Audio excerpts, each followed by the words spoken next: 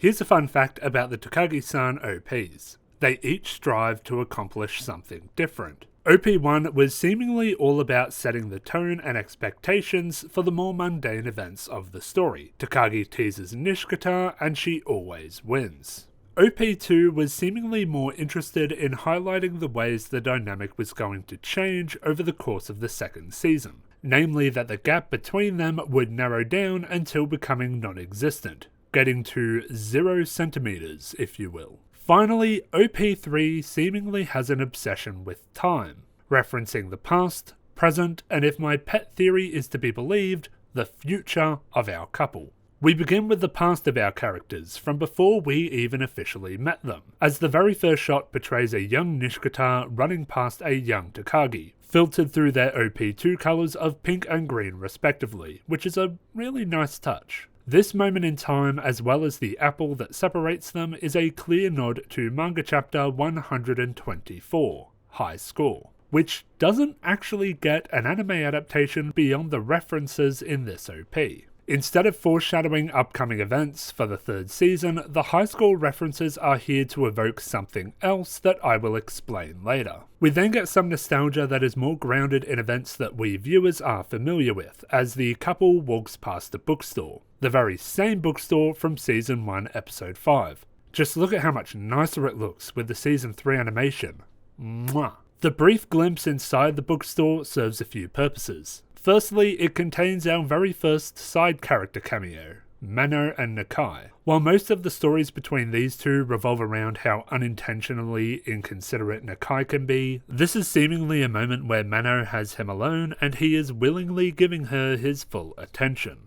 That's nice. I've felt enough secondhand anxiety from Mano that I like to see her get her way from time to time. Meanwhile, in the foreground, Takagi catches Nishikata looking at a magazine advertising the 100% Unrequited Love movie.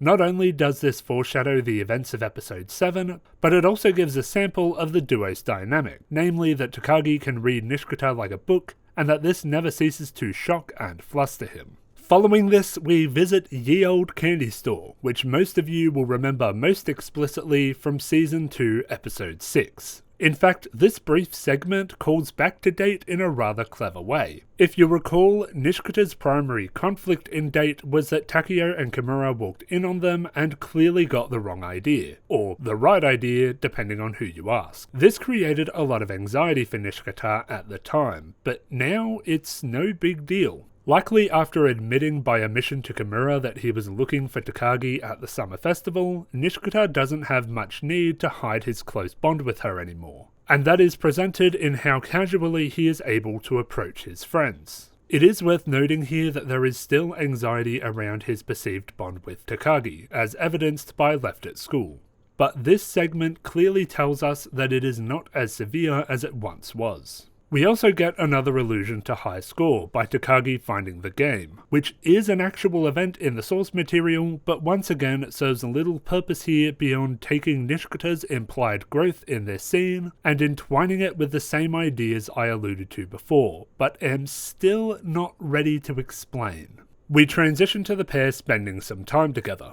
We can tell that this is a day off because of their casual clothes, and something about Nishikata's mannerisms suggests that this is a casual meetup and not a plot for revenge. We get a quick cameo from our B-plot trio, referencing Yukari's interest in the pair and how she ropes her friends into it. Takagi is holding an olive tree leaf with 2 prongs. Now, I'm not sure whether or not olive trees naturally create leaves like this, or whether it's a 3-leaf clover situation. But regardless, the symbolism of 2 things joined together is very appropriate for the point in the story we are at. When the OP song Masugu does its quick bridge between the verse and the chorus, we get a quick shot of Takagi and Nishikata being flung into the air among olives and olive tree leaves, including the 2-pronged one from before. The olive imagery is set dressing to emphasize the setting of Shorishima Island, the first place in Japan to cultivate olives and where the Takagi-san story takes place. The fact that they're flying could be a reference to the chaos that permeates their dynamic, with neither fully knowing what the other is going to do.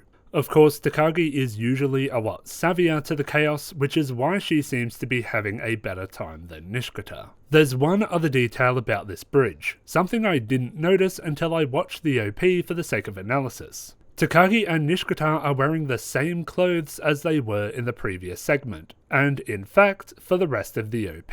The shots from the latter half of this opening aren't entirely scattershot and random. They're events from a single outing to Angel Road, walking to the park, running down Angel Road itself, and then taking the ferry home. We get a glimpse of Takagi and Nishikata running along Angel Road from Yakusuka no Oka, before getting a closer look at the pair. For those of you who didn't recognise it, this is the same location from the end of OP1, but drawn nicer and with a better sense of scale. You'll notice that in OP1, Takagi only briefly grabbed Nishikata by the wrist to pull him into the water, but here, she's constantly holding his hand as they run across. There's a lot to unpack here. The focus on hand holding is obviously a callback to the Season 2 finale, as well as a promise that the events of the Summer Festival did mean something and will be built upon. The stark contrast to the first OP definitely shows the growth these two have made in their relationship, and it also plays into Takagi's superstitious streak. There's a legend that if a couple crosses Angel Road while holding hands, their wish will be granted. Sure, these two aren't technically a couple yet, but I will give you 3 guesses what Takagi has wished for. We get a look at Angel Road in a more populated state with our final side character cameo of Hojo and Hamaguchi, before being shown a shell hanging from a tree.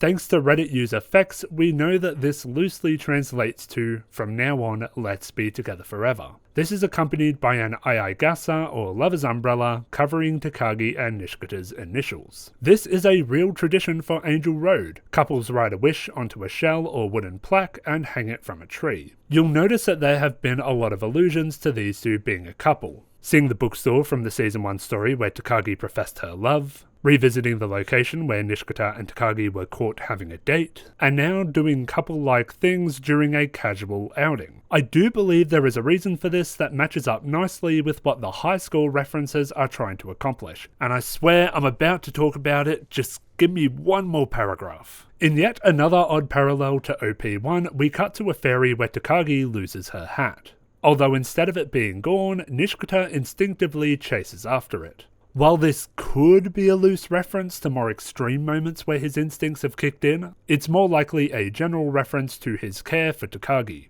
which is exacerbated when he puts her hat back on in a moment that is oddly affectionate for these two. This moment also conveys a potential breaking of the status quo for the show. For Takagi's laughing to be interrupted by a kind gesture suggests that their rivalry may seep further into the background. Also, remember how I said that this OP potentially contained references to the pair's future? Well, I happen to believe that the big day out we've just witnessed actually takes place after the events of Season 3, and the movie. As far as my own fan theories go, this one is rather anemic with little more than anecdotal evidence. However, it makes more sense for these events filled with affection and references to being a couple to take place after the events of the film and the promise our leading duo made each other. The OP ends with another allusion to high score. I spent the entire run of the show and even some of my time waiting for the movie believing that high score played such a vital role in the OP because it was hyping up an adaptation. Since I now know for a fact that it wasn't, what could it have possibly meant? Well, high score is an analogue for the idea of destiny. It starts by implying its canonical nature in the story, confirming that Takagi and Nishikata have been competing with each other for a lot longer than we initially believed. It comes up again in a scene where Nishikata has seen some character growth, implying that this growth is destined to continue, something we know to be true given how far he has come from Season 1. And lastly, it shows up in a scene where a typical humorous moment is replaced by something genuinely sweet. The theme of destiny has always had a place in the Takagi-san series, and the OP taking the time to look back at what once was, take stock of where we are now, and potentially make promises about the pair's future, it makes sense that there'd be a little added spice with a high school reference motif, evoking a sense of destiny about this relationship. Perhaps the ending of this season and the movie doesn't make full use of the foreshadowing, but some progress is undoubtedly made. Over the course of this analysis series, I will point out how Takagi is building her resistance to affection, preparing herself to take her and Nishikata's relationship to the next level. and Nishikata himself will gradually come to better understand not only his own feelings, but Takagi's feelings as well. I hope you stick around for it, because it is going to be good. I'd like to thank my patrons: Orion Tran, Lars Espen, Data52, Jamman5, Pixcalibur, Tyler Bennett, Tenka, Jeremy Pashik, Fireclaw, Chris, Luke Stewart, Ignacio, Swiss Cage, Gerald, and John. Thank you all very much for watching, and I will see you next time.